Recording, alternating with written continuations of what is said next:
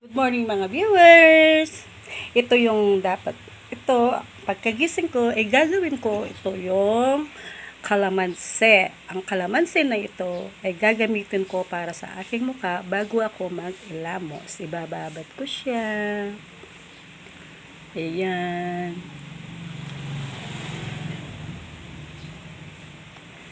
Ipahid natin sa aking mukha. Hanggang siya ay matuyo.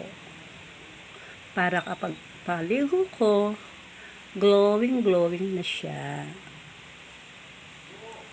Kasi nga, kung gagamit ako ng mahal, katulad ng mga cream na nabibili sa SM, dahil baka mamaya wala akong pambili doon, kaya kailangan, yung mura-mura na lang ang gagamitin ko.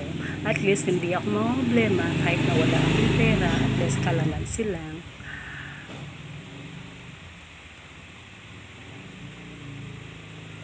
Siyempre, minsan, kailangan din ng face natin ang vitamin C. Hindi lang puro mga chemical ang mga pinapahid natin sa ating mga mukha. Dahil lang mukha ay sensitive, magkakaroon ng wrinkles yan kapag hindi natin masyadong inaayos ang ating face. Kaya kahit na pagod na tayo, siyempre tayong mga babae, lalo na may asawa na tayo, at mga lola, lolo, yan, ugalihin natin na kahit face lang ay maganda na. Para ang ating mga anak o mga apo, hindi tayo kinaiya sa mga iba kapag pangit ang lola nila, di ba?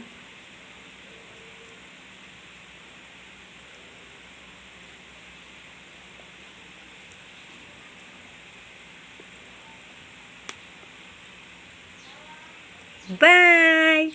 Yan ang aking video for today. Good morning!